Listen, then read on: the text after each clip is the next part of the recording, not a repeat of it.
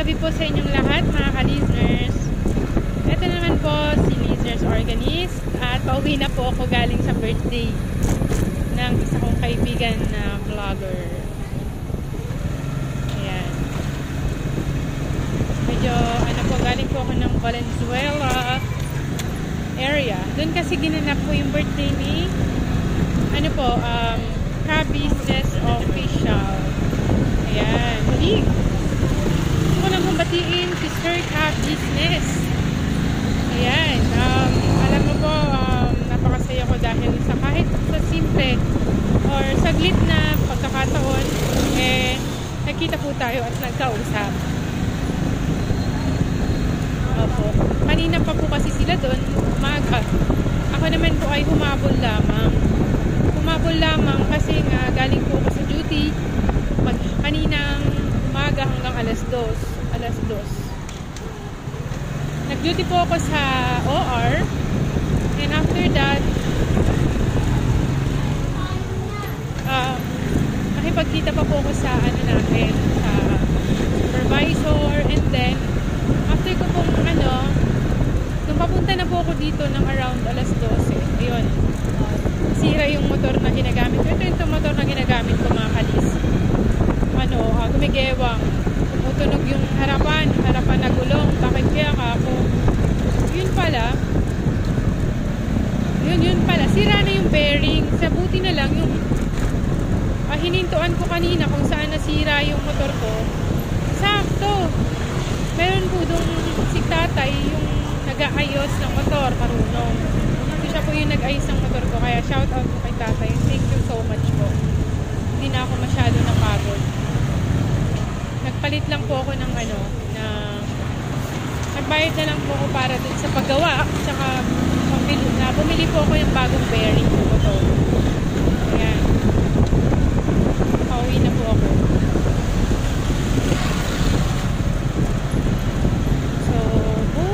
So kanina, kwentuhan ko lang po kayo mga ka-listeners. Marami po akong na-meet na mga ilang mga reactor ni Ka-Business. Tapos yung ilan pong mga Ka-Business family nandun. Kaya lang yung main family umuwi na kasi si Ka-Business po ay meron pong gampanin po pa po sa church. Kaya mamaya babalik yun ng mga alas 9 siguro. Hindi ko na hinintay kasi gagabihin ako. Nagpaalam na lang ako or then mag-chat na lang din po ako sa Messenger. Ayan.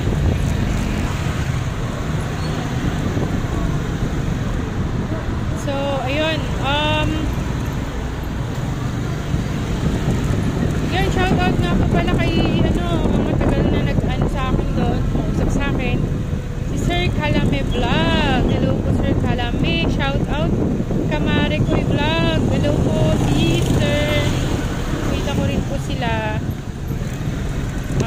Kahimas, TV Official, si Kagwang Wakiwak, lahat ng Kagwang nandun, Kuya Estong, Bay Papaya, Kuya Bong, Kuya Intoy, ayan, Kuya Bornok, nandun sila.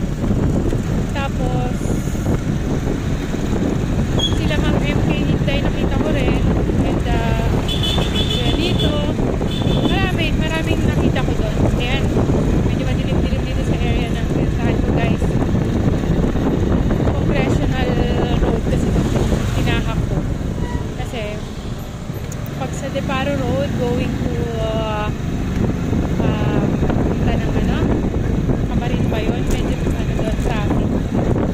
Sa mga ganitong oras, alas 7, alas 8, traffic yun. Samahan niyo po ako sa aking paglalakbay, mga ka-listeners. Ayun nga, pinuntahan ko talaga si Ka-Business kasi yun nga, long time subscriber tsaka kaibigan ko po sila. Kaya talagang gusto ko silang makita sa kanilang espesyal na araw para maiparamdam ko man lang po sa kanila na nandito ako, po ako sa kanila, subscriber po nila ako, and nasa puso ko po sila kahit pa paano, na gusto ko nilang maramdaman yun kahit wala man akong gift na naibigay. Pakita ko lang, yun lang naman ang gusto ni Ka-Business. Kahit hindi naman niya na meron kang regalo mahalaga is maipakita mo yung pagsuporta mo sa kanila.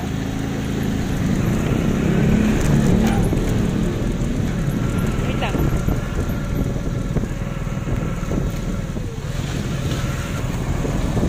So, yan nga.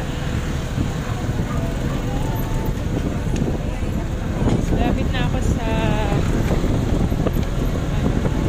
Camarin. So, yun nga guys, no?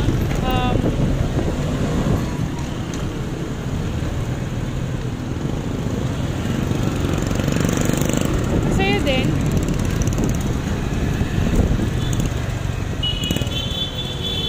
Masaya din na ako'y nagmumotor ng ganito. Yun nga lang. Pag yung pagmumotor kasi may kaakibat yung mga negative na sitwasyon yan.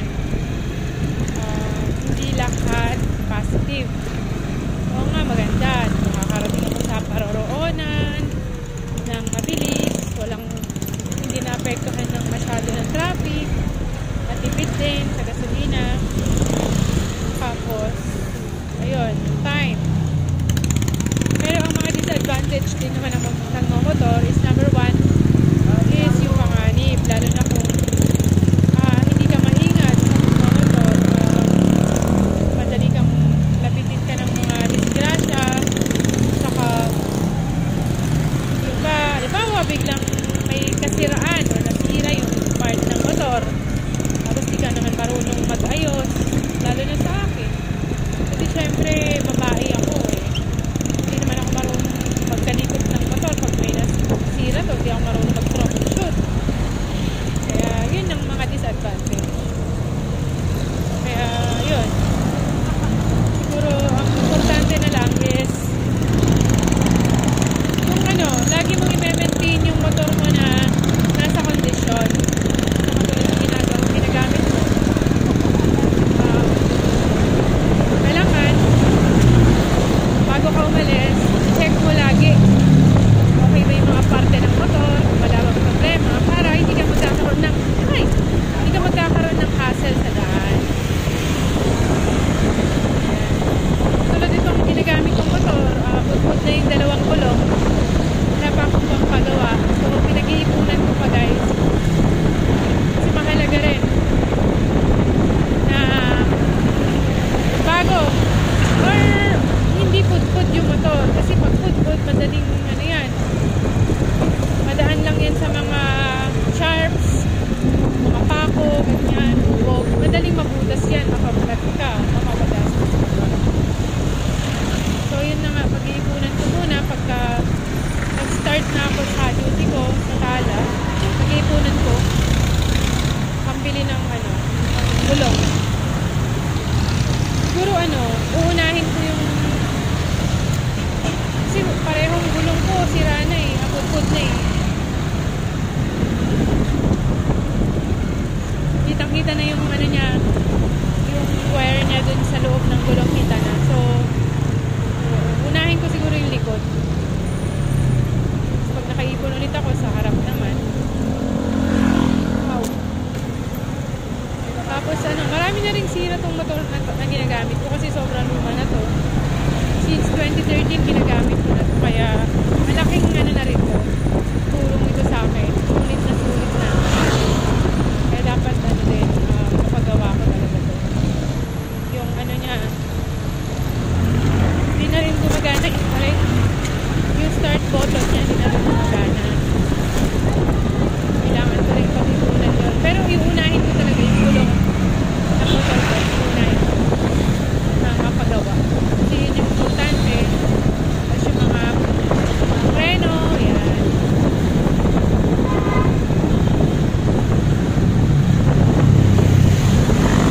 Yan. Muli, happy birthday po, Ka-Business Official, Kuya Ka-Business. Salamat po. Nakausap ko nga siya kanina sabi niya, hindi mo na kami pinupuntahan sa bahay. Hindi mo na kami mahal. Hindi po yung totoo, sir. Dati kasi, pumunta po ako sa kanila. Naisip ko kung i-content, nag-BP po ako sa bahay nila. binibigo po silang lahat. Kasama sila Kuya Bay. Lahat-lahat sila. Kaya dun nalaman si na Ate Dada pati si Kuya Bay ay high blood. Kaya naagapan. Nangyari. Yun. Pina-check up nila si pina-check up nila si Kuya Bay. Nalaman na high blood siya. Saka naagapan, nagkaroon siya ng gamot. Maintenance siya. Diba? Pati si Ate Dada, nagpa-check up din after ko silang ibiti lahat. So, ayun. Sana continuous yung mga maintenance nila. Huwag nilang kalimutan.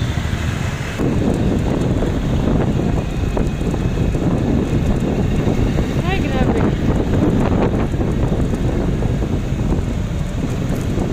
Guys, nakikita niyo ako nagmo-motor. Nakalagay lang yung cellphone ko dito sa cellphone holder. Sana hindi ito mahulog. Well, gusto ko lang po din sabihin sa inyo, ibalita sa inyo na I'm happy po dahil binigyan ako ng Panginoong Diyos ng bagong anak buhay, di ba? Alala niyo gano'n sa mga hospital na nag-resign ko. Ngayon, after a month, may bago na naman po akong work. Nag-work po ako sa isang malaking hospital, dating pinanggalingan ko. So, na-assign po sa Butihang Palad or na-assign po ako sa operating room. Galing na po ako dati doon sa kanila. ER po ako dati. Pero ngayon, sa palad po ako na mapasama sa operating room ng hospital. Kaya, papasalamat talaga ako sa Panginoong Diyos. Hindi niya ako pinabayaan. Nakita niya yung mga sakripisyo na ginagawa ko sa mga nagdaan. Masaya-masaya po ako. Paano, dininig ng Panginoong Diyos yung prayer ko na magkaroon po ako ng capability na makatulong sa pamilya at ganoon din po sa mga nais kong tulungan pa na mga kababayan na nangangailangan magitan ng sahod ko sa trabaho ko nagagawa ko po paano mga kalis. Yun nga, maninibago na naman ako kasi siyempre, OR yun, maraming kaibahan yun sa dating ER setup. Mamaya, pag-uwi ko, magre-review ako ng mga instruments.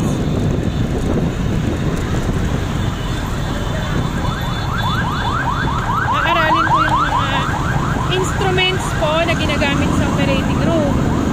Kasi, mahirap naman kung aanga-anga ako, hindi ko kabisado yung mga instrument, iba sa operating na. Siyempre, di ba? Nakakahiya naman sa doktor, di ba? Oy. Nakatakot, may wait ka.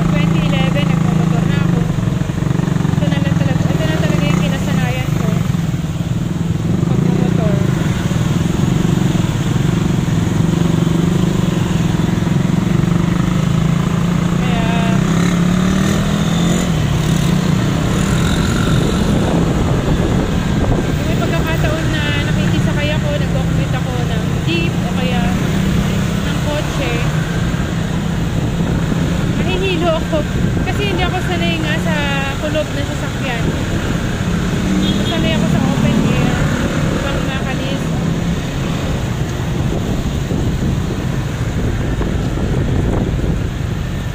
Sige po, update ko na lang po kayo pagka nakarating po ako sa bahay ng kalis. Yun nga guys, nakauwi na ako ng bahay. Ay, sobrang pagod pero sulit. So, hanggang dito na lang po muna guys. Thank you po sa panonood and see you on my next vlog po. Bye-bye!